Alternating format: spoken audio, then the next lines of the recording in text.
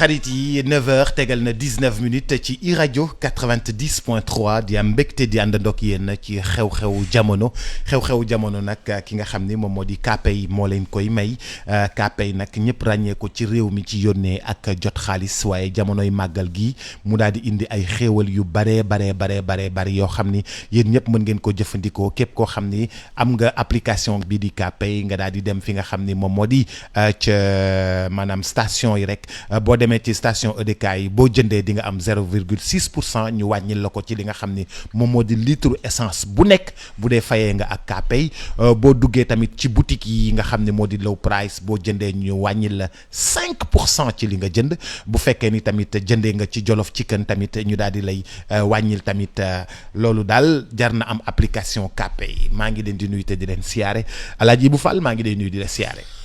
Boubs maa ngi lay nuyu di nuyu say auditeurs say téléspectateurs ak say internautes. mbaa yaa ngi am jàmm. foog naa de.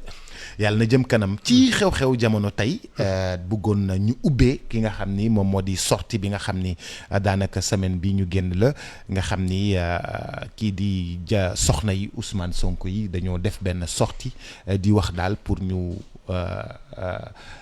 bàyyi Ousmane Sonko te ñu baal ko te vraiment ñu. C'est dafa nekk ci situation bu un peu critique de par sa santé ak grève de la faim bi nga xam ne moom lay def ñoom mosuñoo def sortie c'est une première. Oups man tu sais de plus en plus je me rends compte de ce qui a pu entraîner Ousmane Sonko ba ci pax bi gis nga ñoom elles n'ont pas conscience de la gravité de ce qui se passe de ce qui s'est passé. Parce que l'affaire Ousmane Sonko, et je te le dis ici, relève de la raison d'État. Bi muy défier les institutions. Je pense que foofu ñoom la ñu waroon wax ak seen jëkkër parce que c'est un père de famille. Il a des responsabilités. Xam nga. Il a le droit de faire de la politique. Comme n'importe quel Sénégalais. Mais faire de la politique, Boubs, c'est proposer un projet à ses compatriotes et aller chercher les scrutins, leur vote. Boubs, loolu mooy politique. Il a défié un État.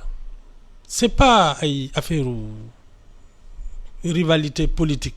Il a défié un État et il l'a mis pratiquement il a déstabilisé parce que mars 2021 ba léegi kenn amul jàmm alors ñoom ca boobu la ñu waroon wax ak seen jëkkër benn deuxième chose je pense que fii mu toll nii moom ñoom ba léegi xamuñu kan la ñu war a waxal ak kan la ñu amal affaire parce que son affaire là va relever de la justice.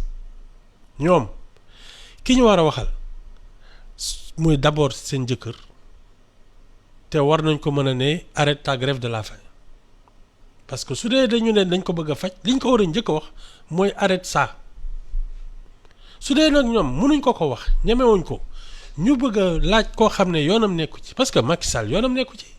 Comment ça Macky Sall yoonam nekku ci. Mais attends Macky Sall c'est pas à lui. Actuellement, de dire libérer Ousmane Sonko, ne le libérez pas. C'est une affaire en instruction.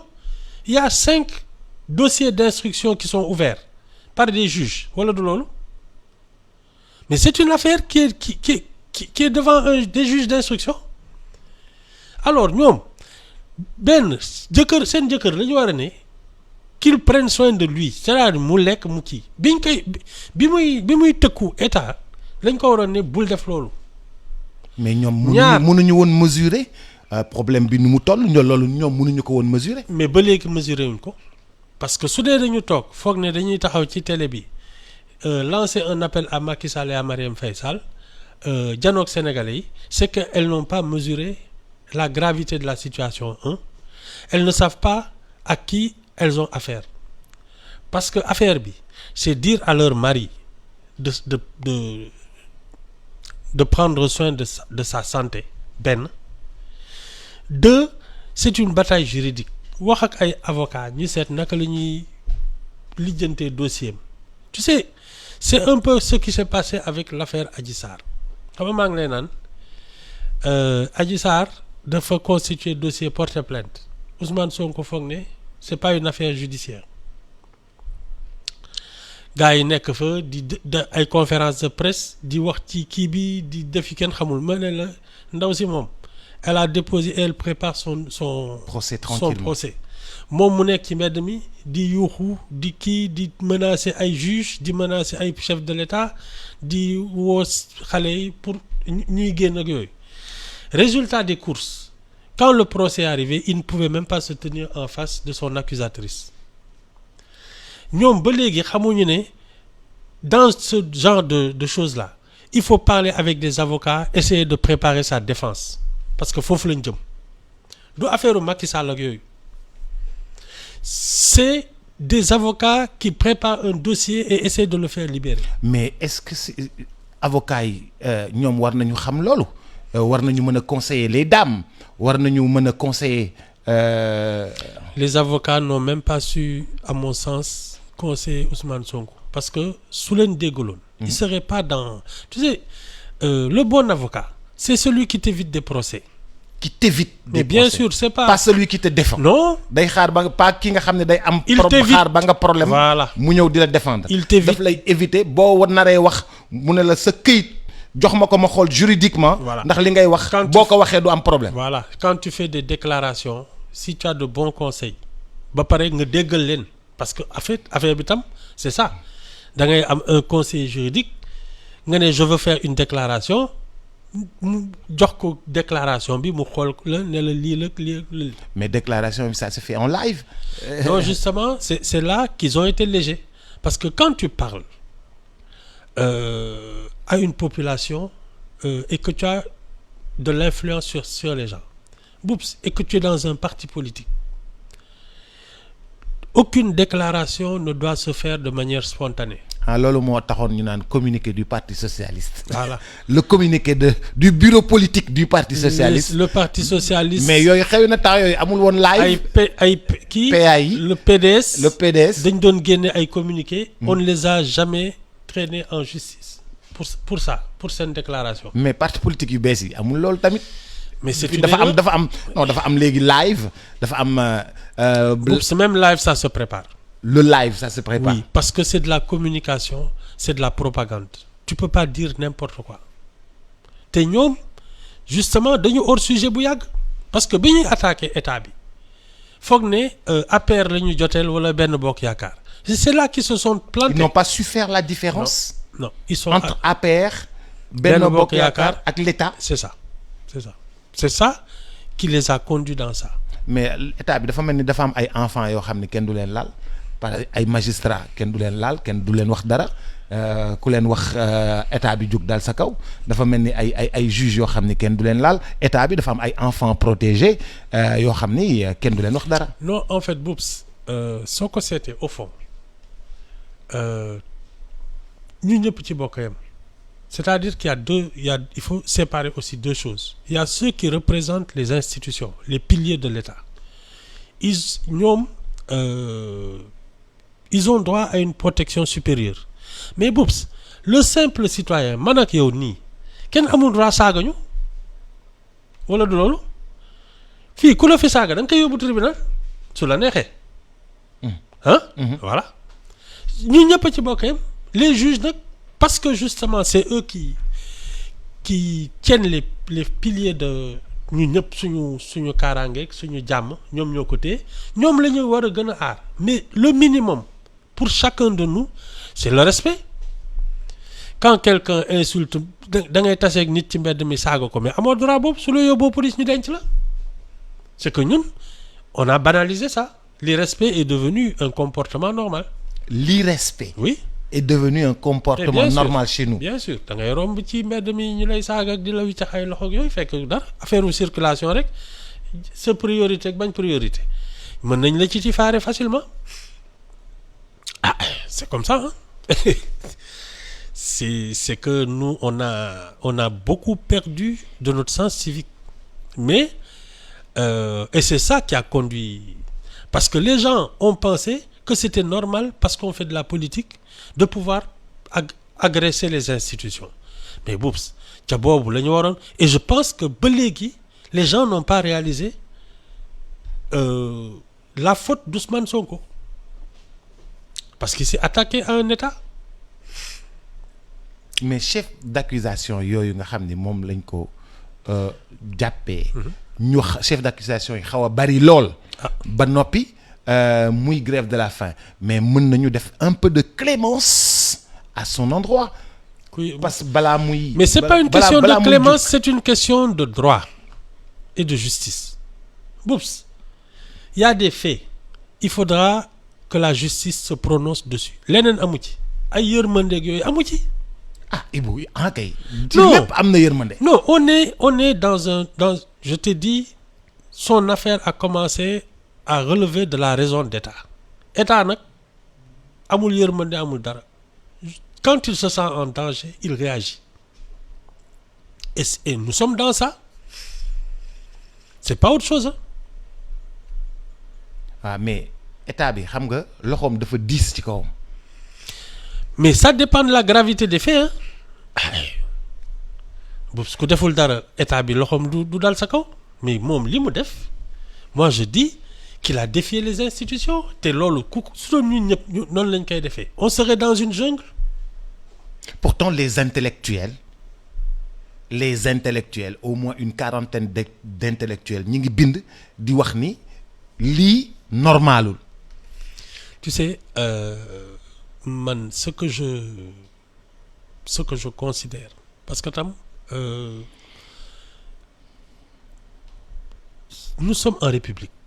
Je pense que quand un Ousmane Sonko est cueilli, c'est-à-dire l'une des choses l'une de ses attitudes, c'est de finalement refuser de répondre à la justice.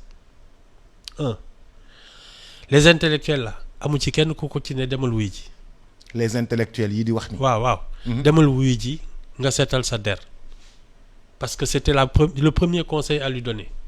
Va te défendre parce que fi mu nekk nii nee na nanguwul jugement bi ñu ko continuance bi.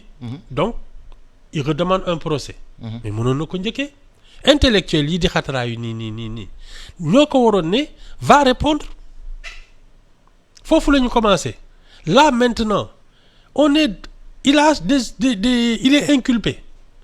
On l'a arrêté pour d'autres raisons qu'une affaire de mœurs. Parce que lii on est pratiquement dans l'atteinte à la sûreté de l'État. Mais bon, ça ne se règle pas par des pétitions. Il faut que ses avocats prouvent qu'il n'a pas atteint à la sûreté de l'État. Loolu ko fay génne. C'est tout.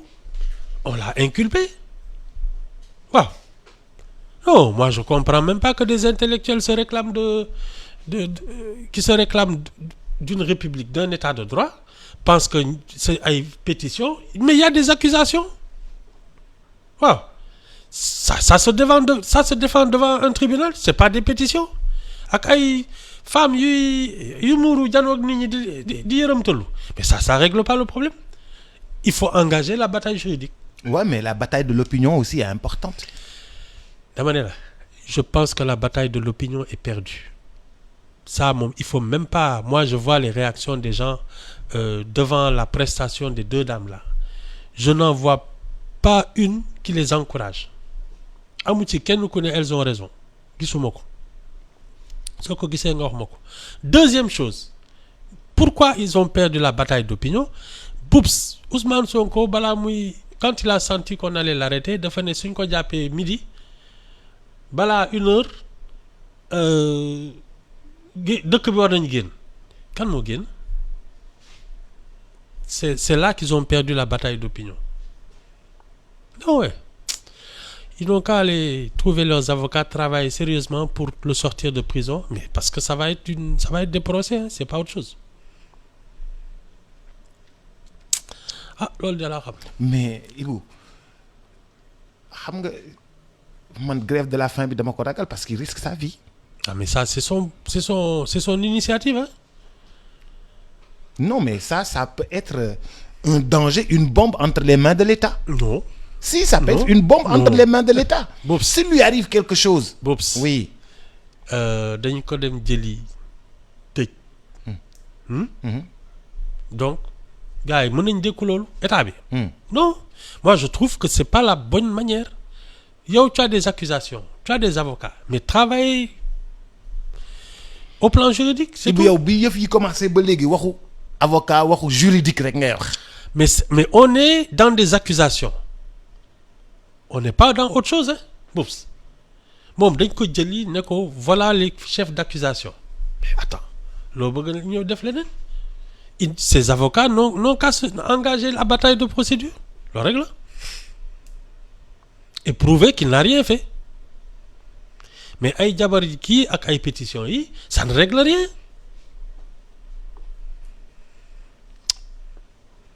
Ah loolu de laa fi gis. yëf yi daal kon du sotti. En tout cas tant que c'est le régime là qui est là. En place. Ah waaw et si il continue après le 24 février. je ne vois pas d'autre solution.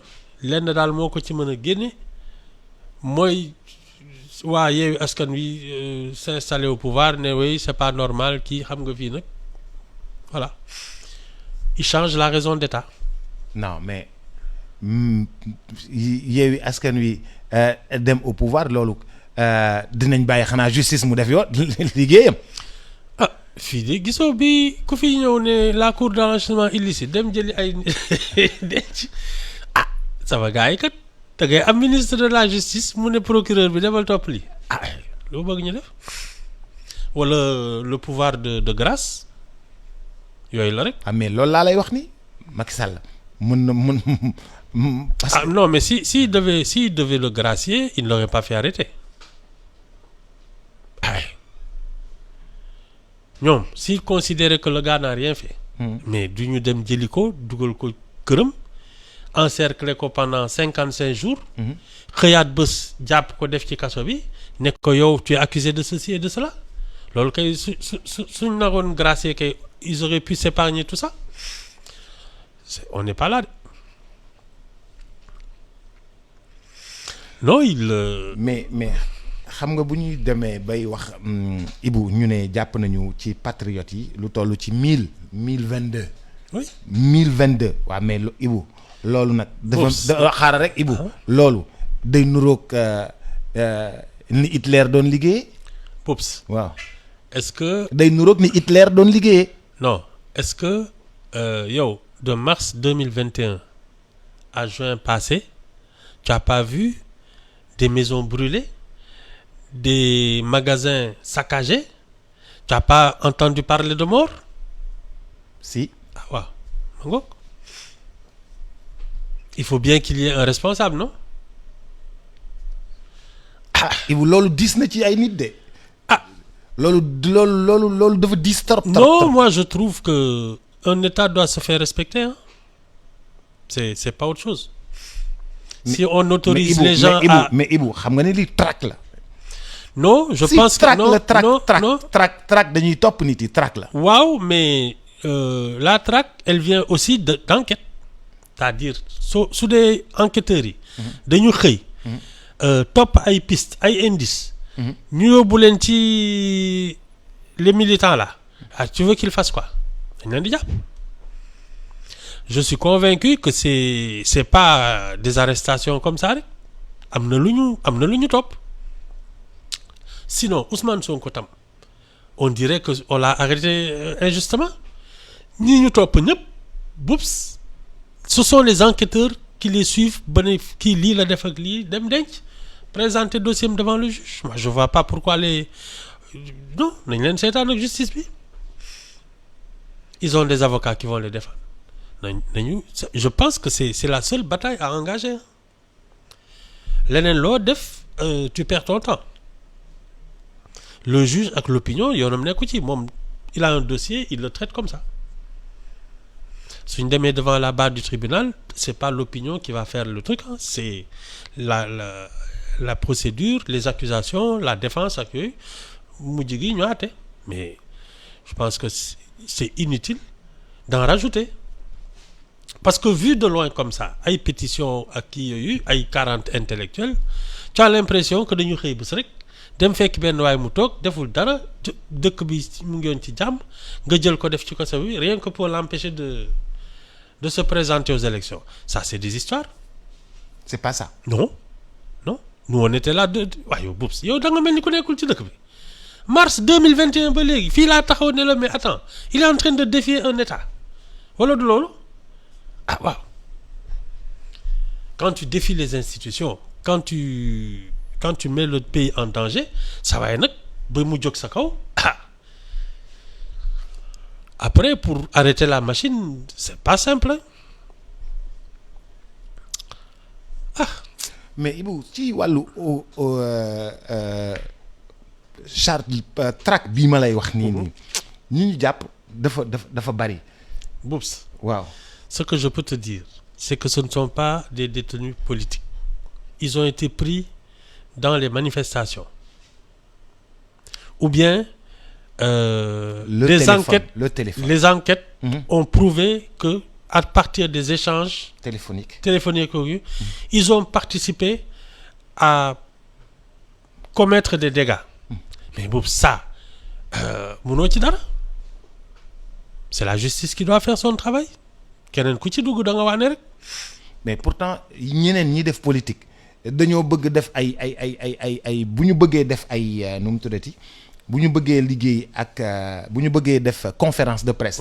dañ leen koy bañal koj leen ne leen fii kenn du fi def conférence de presse kenn du fi def conférence de presse c'est un peu compliqué.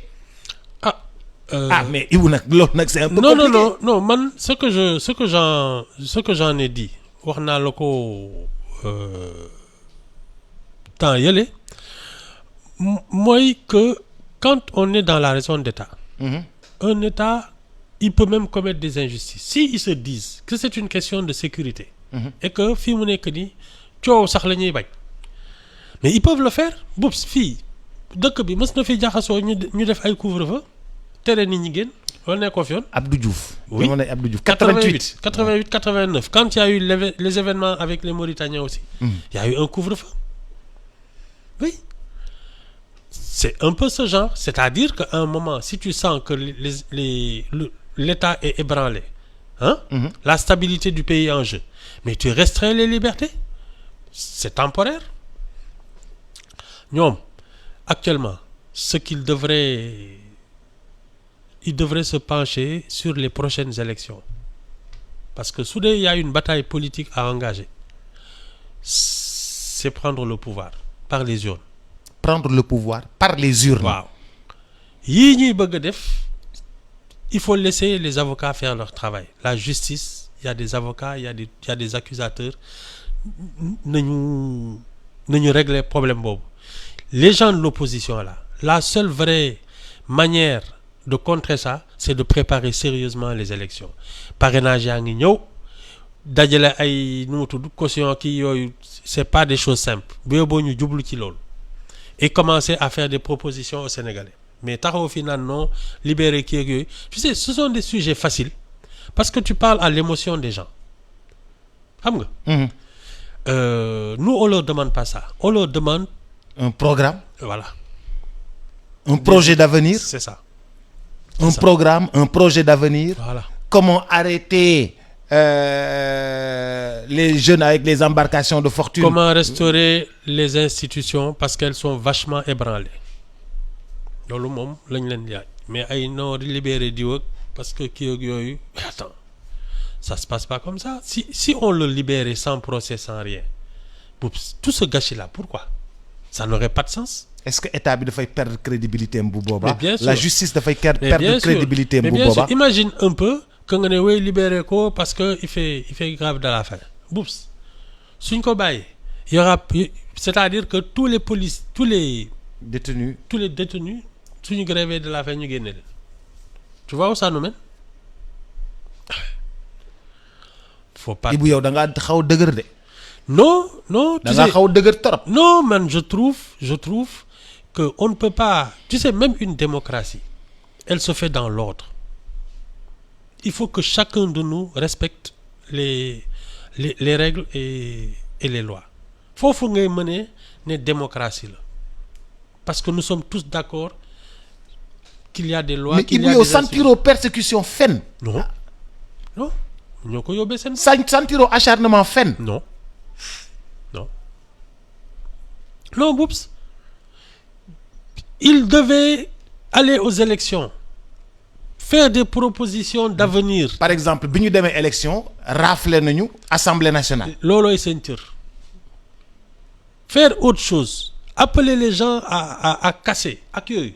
mais Boubs c'est pas de la politique te ku ko def dañ la war a téye parce que tam dañuy sàmm ñeneen ñi nga xam ne seen yoon nekku ci y a des gens qui font pas de politique qui n'ont rien à faire avec ces choses là dañ leen di fekk yàq nañ seen liggéey ñii taal nañ seen alal y a des gens qui sont morts bêtement comme ça non mais attends mais c'est trop grave man su ma gisee nit ñi avec désinvolture naan non il faut le sortir ak yooyu mais dama ne mais attends à quoi ils pensent non ñun je te dis man déjà j'ai l'impression que l'on pense que y a rien de grave dans ce qui s'est passé quoi que daal c'était normal que ñuy saaga fii di menacer ay chef d'État di saaga ay magistrats di taal ay oto jàmbur qu'il y ait des morts c'est normal quoi donc non ay pétition moo koy lijjanti wala les deux femmes voilées là ñoo génn daal di ne kii vraiment jox leen ñu suñu jëkkër rek mu jeex mais attends Boubs un pays ne fonctionne pas comme ça non je suis désolé Ibou yow da nga cru de. non mais un pays ne fonctionne pas comme ça Boubs yow mii fii E-Média tu crois que tu vas accepter que les gens viennent au travail quand ils veulent ou quand ils ne veulent pas wala ñoo dugg fii toj li fi nekk yëpp demaat seen yoon tu dis non c'est pas grave on est en démocratie voilà ma ngoog bu boobaa dañ ma jot de. ma ngoog non c'est exactement ça kër day am kilifa un état doit se faire respecter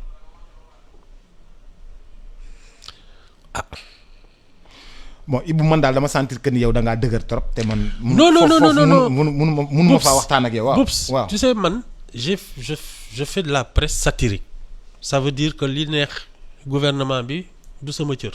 li neex gouvernement bi du sa cër. non parce que dans la presse satirique justement on te dit que tu t'attaques enfin tu railles les puissants les poseurs c'est vraiment la citation la définition que je préfère de la satire et les satisfaits c'est-à-dire ñi nga xam ne ñoo fi am cër ak gëdd ñooñu ngay waxal di leen wan ne fi ngeen teg seen bopp du loolu moi quand j'écris sur le président de la République ak yooyu je ne lui fais pas de cadeau. dama koy yërëm saa yu ma la liiree nga bind ci président dama koy yërëm. oui mais. dama koy yërëm j'ai pitié. mais je parle des affaires de l'État je suis pas d'accord avec la manière dont il gère l'État je le dis pour man c'est ça notre travail xam nga. mais c'est pas parce que je fais de la satire que je vais me permettre de manquer de respect aux autorités. loolu amul fenn. il faut savoir mais yàgg ngaa bëri plainte de. waaw mës nañ ma plainte. yàgg ngaa bëri plainte yu bëri sax. non bëri na. non yàgg ngaa jaabante tribunal nag. waaw non mais ça de toute façon c'est normal hein c'est aussi mais Boubs c'est pas parce qu'on porte plainte contre toi que tu as tort parce que léeg-léeg nit ñi da nga leen di wax dëgg neexul ñu yóbbu le tribunal et dara ku ne dem. c'est tout hein non il faut pas non man j'ai beau mon métier nous on vit de la liberté d'expression loolu moo ñuy dundal donc on n'a aucun intérêt à défendre une dictature mais Boubs li su doon dictature ma wax ko. mos nga bind est-ce que mosoo woon bind Wade est trop beau. Wade est mignon xaw ma Wade est mignon. non Wade kay non tu sais muy Diouf di Wade di Macky Sall mi quand tu fais de la satire non da nga leen di tàggale mais par rapport aux affaires publiques c'est-à-dire ce qui nous concerne nous quand tu considères que les décisions qui sont prises ne sont pas normales ou qu'elles sont pas bonnes, mais tu le dis. Pour man, politique aussi, c'est ça. Parler des affaires publiques. Mais ébranler les institutions. Di saaga ay ñoo xam ne ils font pas de politique. La gendarmerie, la police, l'armée, lu ci seen yoon. Magistrat yi lu ci seen yoon. Non, ils ont eu tort. Et ils sont en train de le payer, c'est tout, hein. mais est-ce que ñi politique fii mu toll nii xàmmee nañu nu mu tuddati ligne rouge bi nga xam ne waruñu ko franchir parce que des fois dañuy déborder. Non, en fait, man je pense que loo tax ma ne la politique c'est un art majeur. C'est un art majeur. Oui, c'est fait pour l'élite. Boups soo amul bagage soo sottilewul su dee yow da nga toll foo xam ne yow liy dugg sa poche moo lay ñor, tu ne dois pas faire de politique. Parce que faire de la politique c'est servir sa communauté, c'est-à-dire yow dawatoo dara léegi nag li la réew mi defal moom nga ko bëgg a delloo. moom nga ko bëgg a delloo. Si soo tollul foofu t'as très peu de chances de comprendre quels sont les enjeux yooyu, parce que munoo di bëgg lijjanti li ne sa poos ak di bëgg lijjanti li dëkk bi dawee. Ah mais Ibou ñi fi politique majorité bi yépp sottilewuñu dañoo bëgg bu politique dugg ci biir ngir mën a sottile. Oui, et c'est pour cela que le débat public est d'un niveau extrêmement bas. Niveau d'égout. Ah oui. Non, parce que les gens ne parlent pas de sujets d'intérêt public. ñoom seen ay teranga bopp la ñuy lijjanti et ils l'étalent sur la place publique. C'est pour cela que le débat est aussi bas, parce que suñ doon wax loo xam ne c'est d'intérêt général, hein, sur l'économie, sur l'emploi, l'agriculture ak yooyu, parce qu'il y a des problèmes et il faut trouver des solutions. Mais boops kon du ñu dem tribunal. Mais nous, depuis quelques années, la politique c'est du fait divers. Et ça c'est triste. Mais bu fekkee mais politique ça a toujours été du fait divers pour nous ñun xale yi loolu la ñu mës a gis politique nekk fait divers. ñu gis Ablaye Wade nu mu doon def dafa doon am fait divers yu dul jeex, bi ñuy gouverner dafa doon am fait divers yu dul jeex, bi ñuy kii dafa doon ça a toujours am collé fait divers. C'est exactement ça le sous-développement. Sous-développement c'est dans la tête. Si tu as pas le niveau, tu es un sous-développé. ñun looloo ñu dal. C'est ça qui explique l'état de ce pays.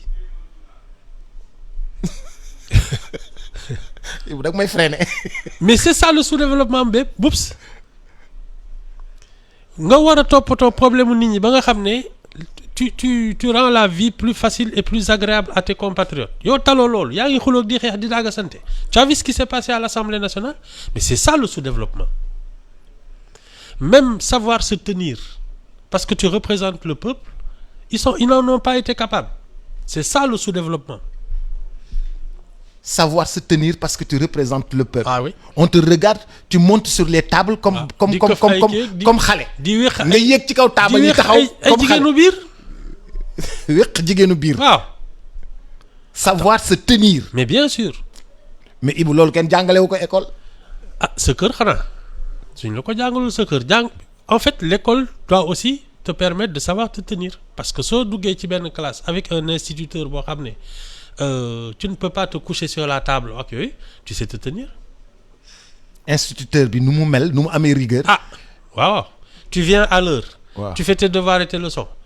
Tu ne parles pas en classe. te fi ngay toog doo fa tëdd doo wéeru fa doo kii da ngay jub xooc kooku instituteur mën na ko. Savoir se tenir. waaw déjà. jàngalekat mën na loolu. waaw sooy génn sa kër. sa waa kër ne la hey. boo demee buñ la ki bu ñu kenn jël si daan am na loo def école ba déjà xam nga dañ lay artu. nga dugg ci classe bi fekk instituteur boo xam ne ñemewoo sax bañ a def sa devoir. ñemewoo bañ a jàng sa leçon. waaw parce que xam nga ni par force da ngay réciter. waaw ba pare soo toogee xaw a dëngal sa kii mu ne la jubbantikul tiens-toi droit xam yooyu amoon na. ah waaw c'est ça hein? Il faut savoir se tenir. l'école t'apprend ça aussi. nga ne fin ñu ne la on ne se mouche pas en classe. Oui. Vous sortez dehors. Oui. Vous prenez Demandez votre la mouchoir. permission, voilà, c'est ça. Vous vous mouchez. Ah, et vous revenez en c'est ça. classe. Oui. yooyu la. Ibu yooyu amatul de. mais moo tax ñu mel ni ñu mel mais Boubs le sous-développement c'est ça, c'est faire des choses qui n'ont même pas de sens et mal les faire en plus. mooy li tax soo bëggoon tey toppatoo benn kayit ce qui aurait dû se faire en 10 minutes ça te prend une semaine. Une semaine en 10 minutes mu def une semaine. Oui.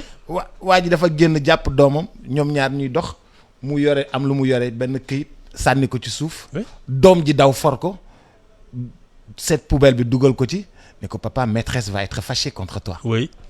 Papa maîtresse va être fâchée contre toi. Voilà. Papa C'est ji ne ko mais lu xew mu ne ko tu as jeté quelque chose par terre. Oui. Maîtresse a dit il faut jeter ça à la poubelle. oui. du Papa caaxaan maîtresse va être fâchée contre toi. oui mais non c'est ce qui est élémentaire te gis nga loolu. Ça aurait dû être notre nature mais ñun on a perdu toutes ces choses-là en chemin.